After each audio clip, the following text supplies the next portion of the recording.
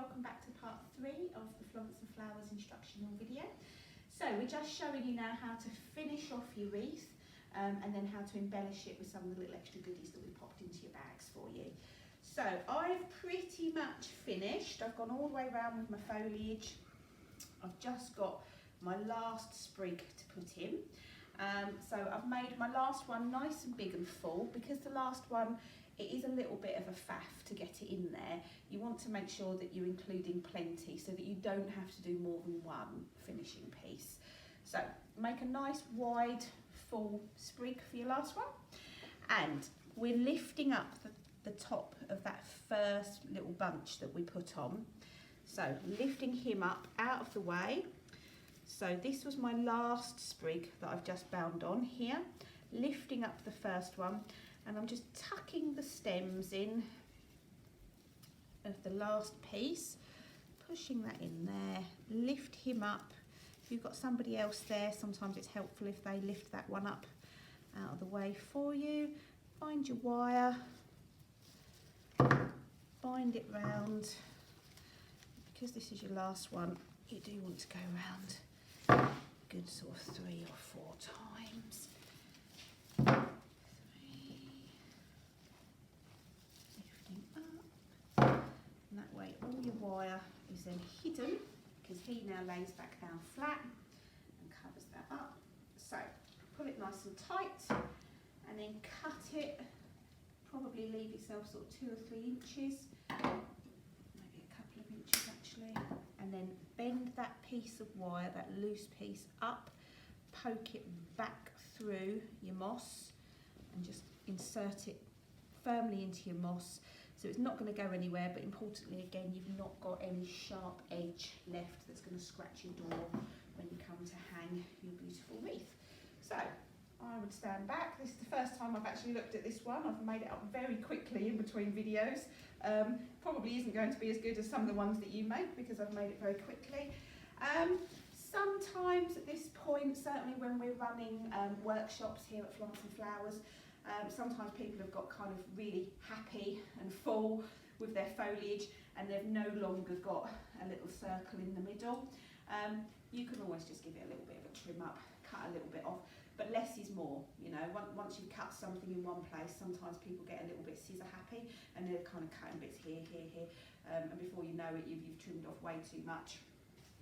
So I would just maybe cut a couple of bits, stand back, hang it up on a wall, hang it up on the door, stand back and look at it and see what needs to be done. But by no means is it supposed to be completely perfect, a completely perfect circle or completely perfect sort of inner section.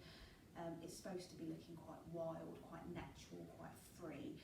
So that's finished. We've kept our twine up out of the way. So the last thing to do then would be to just add any little decorations, any embellishments. We've included, in pretty much everybody's kit, you should have some pine cones and some orange slices and some green wires. You can use those, or you might have something at home that you wanted to include. Often we've put little robins in, baubles, we've attached Brussels sprouts before now.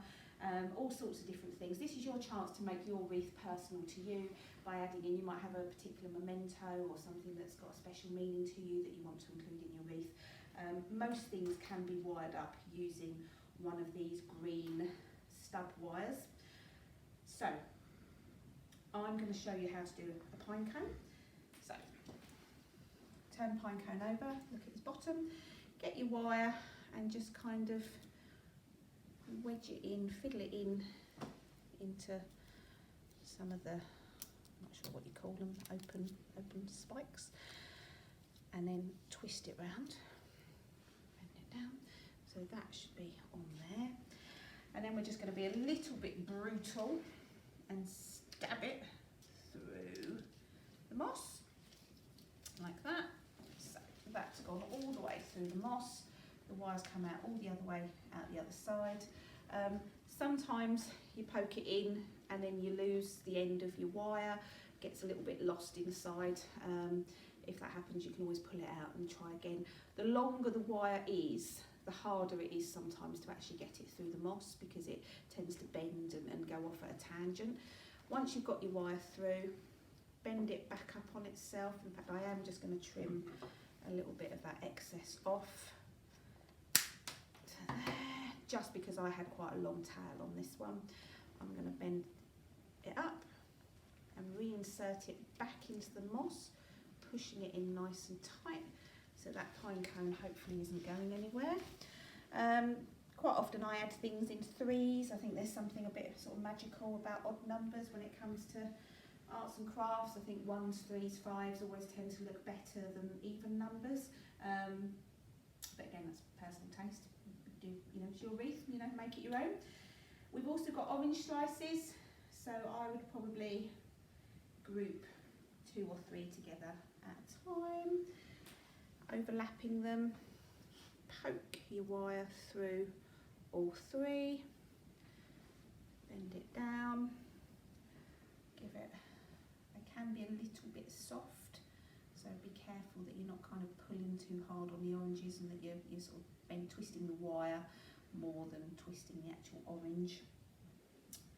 And then decide where you think you want your oranges to go, and exactly the same as before, poking it through the moss, pulling it through, and then if you've got a very long tail on your wire, I don't know if you can see that, just cutting that off a sort of couple of inches, bend it back up on itself, embed it firmly in the moss, and that should stay there.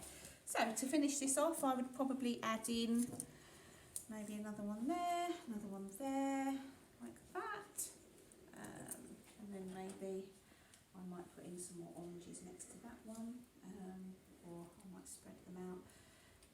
And yeah, it's entirely up to you how you'd like to finish your wreath. At that point it's done, so all you need to do, like I'm saying, I'm sure that the ones that you make are going to be far superior to the very hastily constructed effort that I've made here. All you need to do then is just hang it up on your door and enjoy it throughout the festive season. If you want it to last, last, you can mist it occasionally with water, but generally I find with the great British weather, we're getting a bit of rain every few days, and generally that sort of does the job, I think, and keeps it nice and fresh looking. Okay. Any questions, please email us blunderstonfarm@yahoo.co.uk, or contact us through the Etsy page, through our website www.florenceandflowers.co.uk, or you can pick up the phone and ring us directly in the workshop on 01502 731 322.